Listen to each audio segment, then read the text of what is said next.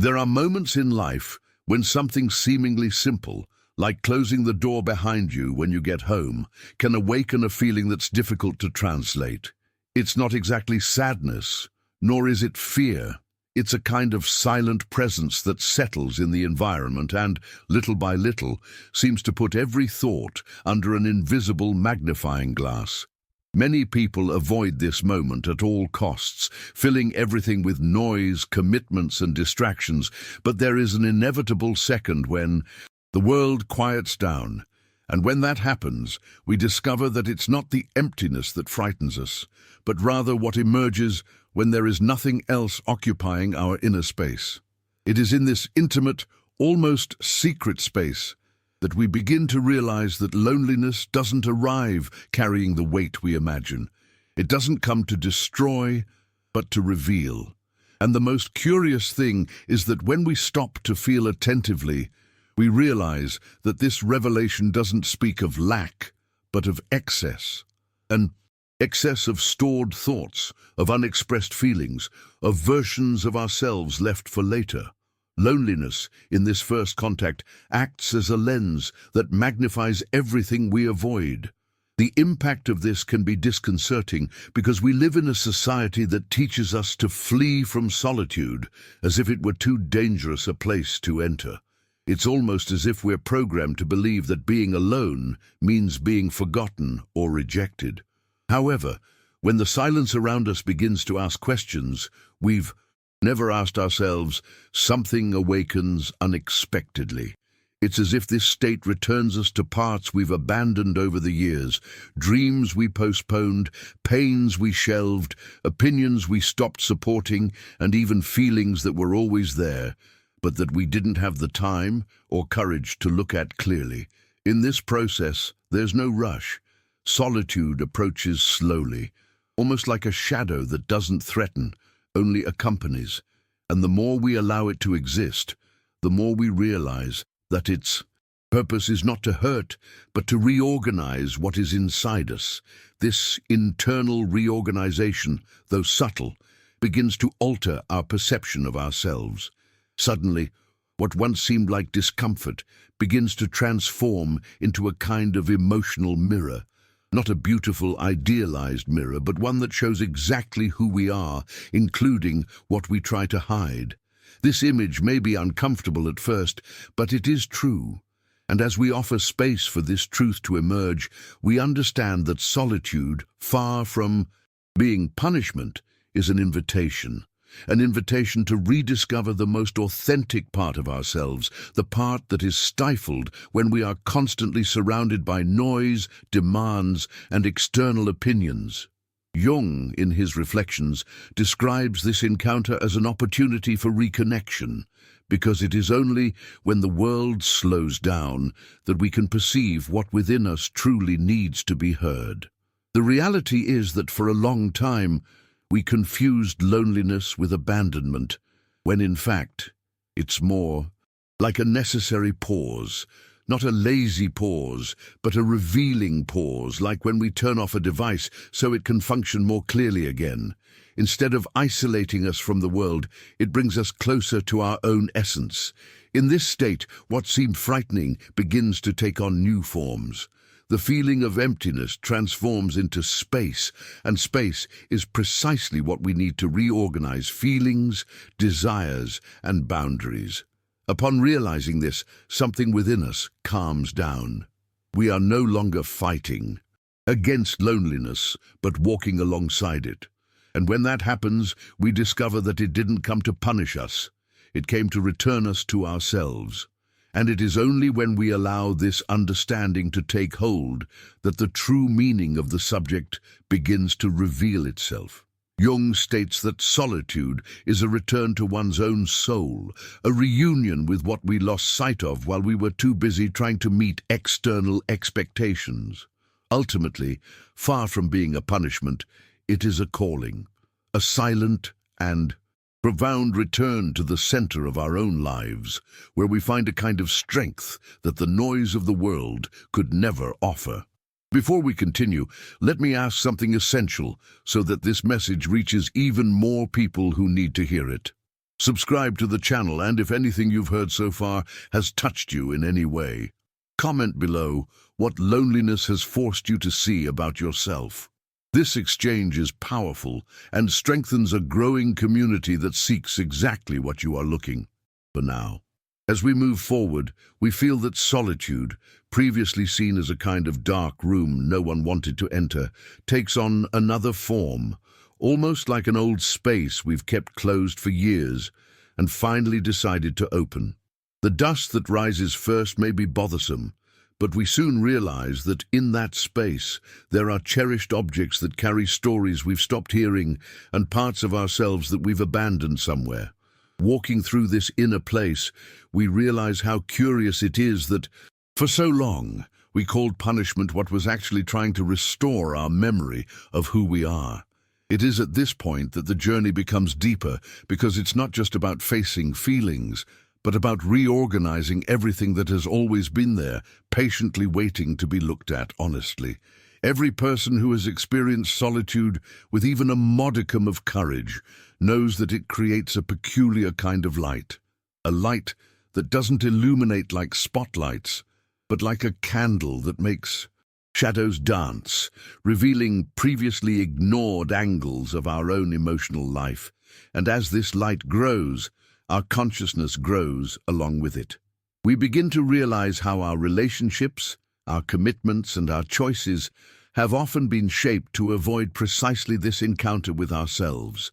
Some people fill every free hour with conversations, messages, tasks, events, and meetings, not because they want to be surrounded, but because they fear what they will find when the noise ceases. Jung describes this feeling as a conflict between the social self and the deep self, and it is fascinating to see how the deep self always finds a way to emerge the more we try to silence it. Loneliness, in this state, ceases to be a dark room and becomes a corridor that leads us to a door we never fully open. When we approach it, a mixture of anxiety and curiosity arises that seems contradictory, but it is precisely this mixture that shows us how much we grow emotionally by accepting to walk inward without running away. Over time, we understand that there is a huge difference between being alone and feeling alone. Being alone is a fact. Feeling alone is an interpretation. Healthy solitude, the kind Jung describes as a return to oneself, doesn't provoke a feeling of abandonment but of recollection. It's like sitting next to someone we've known for years, ourselves, and finally asking, "What have you been trying to tell me all this time?" And surprisingly, the answers that emerge from this dialogue are more sincere than any external conversation we've ever had. Sometimes the answer comes as a request for rest. Other times, as an invitation to resume something we left behind. At certain moments, it comes as a warning about choices that, deep down, we always knew didn't suit us. That's why this kind of solitude doesn't hurt. It heals, even if it requires courage. This silent healing restores a strength we didn't realize we were lacking. We begin to feel more whole, less dependent on external validation, more aligned with our own values and desires. At this point, solitude ceases to be avoided and becomes desired in a balanced way. We no longer seek noise out of fear, but choose silence out of necessity. And it is in this movement that we realize how everything fits together. Solitude is not an absence of people, but the presence of oneself. It is not the end of something, but the beginning of a new way of existing internally. It's as if, upon finding ourselves, all external relationships are also reorganized, because now we no longer connect out of neediness, but by choice. This completely transforms the way we relate to the world. When someone fully understands this concept, they begin to clearly see something that previously seemed like just a vague feeling. They discover that solitude is where the soul breathes, where the weary self rests, where the essence speaks without needing to compete with the rest of the world. At this stage, we return to social life in a different way. We no longer participate in conversations just to fill space. We participate because we want to be there. We no longer accept just any company to avoid being alone. We choose relationships that strengthen our inner presence. This doesn't mean isolation, but emotional maturity. And upon realizing this, Jung's understanding opens like a door. Solitude is return, not punishment. It is reunion, not loss. It is recognition, not abandonment. And when we look back and realize the path we've traveled, we understand that each silence, each initial discomfort, each moment when we thought we were being punished by life were actually small invitations. Invitations to stop running away from who we really are. Invitations to sit with our own shadows and discover that they weren't monsters, but parts of ourselves that just wanted to be heard.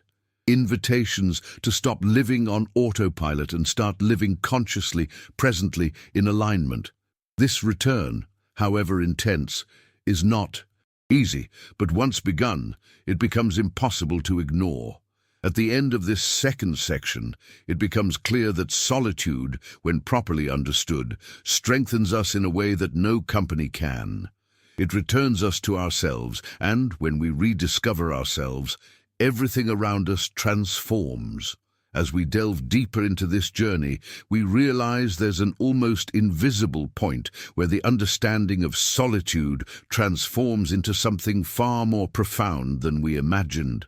It's as if, upon crossing this threshold, we awaken to a consciousness that was dormant, yet always present, waiting for the right moment to emerge.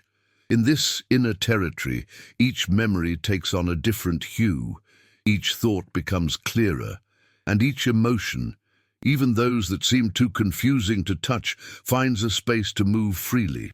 It is in this intimate place that we begin to notice that our entire lives we have been trained to seek refuge outside ourselves, when in truth, true shelter has always been within. It's curious to realize that the more the world pushes us outward, the more we feel an inexplicable need to return. And this return is never abrupt. It is patient, careful, and at the same time transformative because it begins to reveal layers we didn't know existed. Layers formed by small choices, great renunciations, accumulated expectations, and imposed silences. Loneliness, then, ceases to be merely a perception and becomes a living movement within us. A movement that reorganizes, strengthens, and modifies everything we believed to be immutable. When we finally allow this movement to move forward, we realize there's a profound difference between being in the world and being with yourself within the world.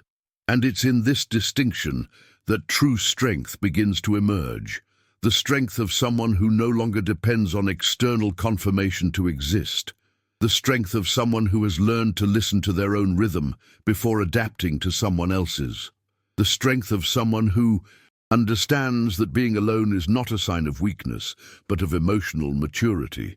In this state, each step we take ceases to be guided by the anxiety of pleasing or the need to belong, and begins to be guided by something much more solid and silent: clarity. A clarity that is born from self-discovery and that completely transforms the way we see life. Suddenly, what once seemed urgent ceases to be.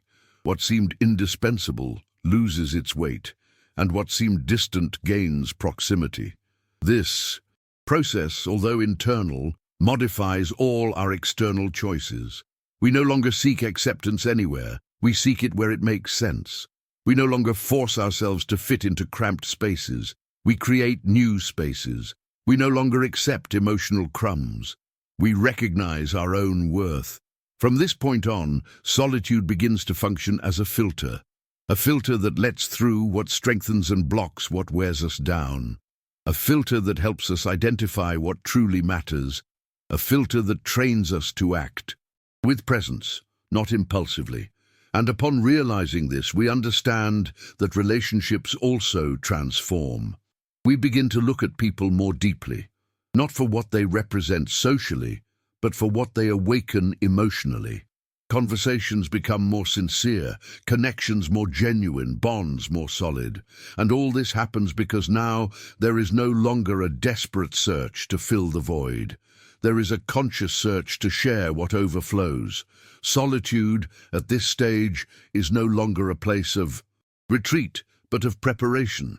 A preparation to live in a more integrated, calmer way, and more aligned with who we truly are. It is at this point that we begin to understand more deeply what Jung meant when he spoke of returning to oneself. He was not referring to isolation, but to authenticity, not to detachment, but to rediscovery, not to fragility, but to the strength that is born when we finally become capable of sustaining our own presence. And this presence, when strengthened, transforms the way we face challenges, how we interpret our fears, how we reorganize our boundaries. We begin to realize that there is a wisdom that is only born when the external noise diminishes, a wisdom that is not learned in superficial conversations, but in the moments when we come face to face with our own questions. And as this wisdom grows, we grow along with it. We grow emotionally, spiritually, mentally. We realize that this return doesn't require haste, but rather depth, and that each inner dive, however intense, returns us to the surface in a more whole, more stable, more conscious way. Life begins to be seen from another angle. Pains gain new meanings, joys gain more value. Relationships cease to be fields of dispute and become fields of exchange. And above all, solitude ceases to be a feared place and becomes a sacred territory where we recover strength, reorganize thoughts, and reconnect the soul to the body. This territory gradually becomes the resting point between one cycle of life and another. It's not escape, it's fuel. It's not farewell, it's preparation. It's not emptiness, it's foundation.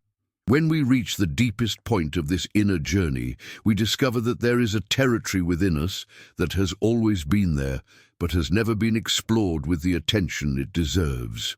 This territory is not made of immediate certainties, nor of ready-made answers, but of questions that have been silenced by years of distractions, responsibilities, and expectations. By traversing healthy solitude, the kind Jung described not as condemnation, but as a return, we begin to realize that the path back to oneself is not linear, not quick, and above all not comfortable, but it is real. And what is real, even when it is uncomfortable, transforms. In this final dive, we begin to recognize the subtle signs of this transformation. The clarity that arises where there was once doubt, the calm that springs forth where there was once restlessness, and the strength that grows silently where there was once fragility. These are changes almost invisible to those observing from the outside, but completely perceptible to those who have finally dared to look inward. It is at this point that we understand something that rarely anyone teaches us. There is nothing more powerful than a person who has learned to be with themselves without fear of what they will find. And it's interesting to observe how this inner strength doesn't stem from the absence of difficulties, but from the presence of understanding. When we become intimate with our own company, we realize that life ceases to be a constant struggle against time, against expectations, against our own reflection. We begin to feel that there is a natural rhythm to all things, including our internal processes. This rhythm doesn't depend on what others think, desire, or demand of us. It depends only on the courage we have to maintain a continuous dialogue with our truth, a dialogue that, contrary to what we imagined, doesn't place us before a dark version of ourselves, but a more honest, more sensitive, and more conscious version. This emotional honesty opens doors that didn't exist before.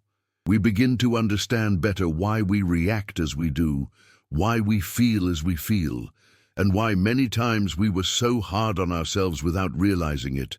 At this stage, solitude acts as a silent teacher, showing us that every ignored feeling exacts a price, but every embraced feeling restores freedom. And when we talk about freedom, we're not referring to a distant, idealized, almost unattainable freedom. We're talking about a practical, emotional, present freedom. A freedom that manifests itself in the simple fact of knowing how to say no without guilt, of distancing oneself from what hurts without fear, of remaining where one feels good without asking permission. This freedom is born when we understand that solitude is not an enemy, but an ally. It gives us back the right to choose what belongs to us and discard what we carry only out of habit. Many people spend their entire lives running from solitude because they believe it's a warning that something is wrong. But the truth is that often it's the first sign that something is finally beginning to align. It's the moment when all external voices fall silent and for the first time we hear our own soul clearly. And this listening transforms everything. It transforms the way we relate to others because we stop seeking encounters to escape ourselves and begin to seek encounters because we want to share who we are. It transforms the way we face challenges because we recognize that life doesn't demand perfection, but rather presence. We transform the way we look at ourselves in the mirror because we stop seeing only what is missing and begin to see what exists, and there is a lot. This change is so profound that you don't feel it all at once. It comes in waves, sometimes gentle, sometimes intense, but always necessary. And the more we allow these waves to wash over us, the more we realize that the return to oneself is not a final destination, but a continuous journey. It is a process that accompanies all cycles of life. This return also teaches us to understand solitude as a sacred space, a space where we rest from the rush of the world, where we align our thoughts, where we recover emotional energy, and where we strengthen inner convictions. It is not the kind of solitude that isolates, but the kind that rebuilds. The kind that returns us whole to the world, not exhausted. In this space, we discover that behind all the pain we believed solitude would bring, there is actually a kind of peace that no relationship, no achievement, no external event can offer. A peace that does not depend on circumstances, but on awareness. A peace that remains even when everything around us changes.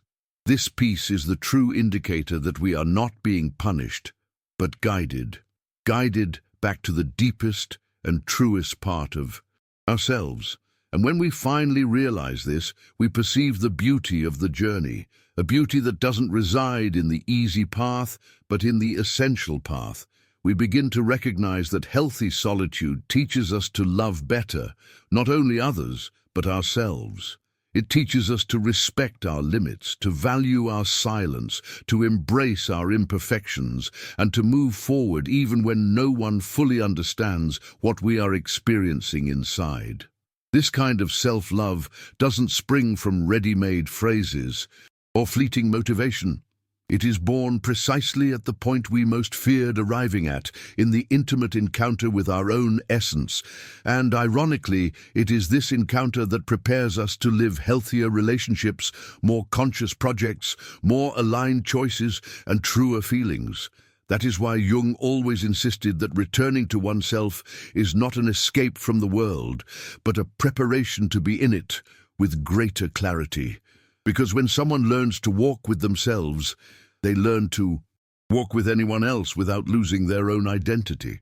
Solitude, then, ceases to be a place of lack and becomes a place of completeness.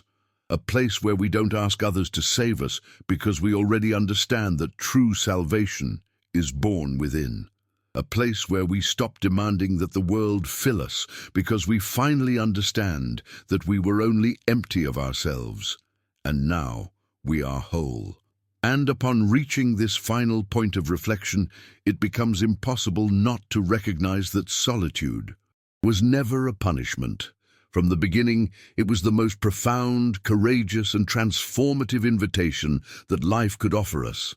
An invitation to return, an invitation to rediscover, an invitation to be reborn from within, with more clarity, more strength, and more truth. And when we accept this invitation, we discover that solitude doesn't separate us from anyone. It returns us to everyone in a more whole way. If this content resonated with you in any way, subscribe to the channel here. You will always find reflections that strengthen, awaken, and comfort. Welcome to your own return.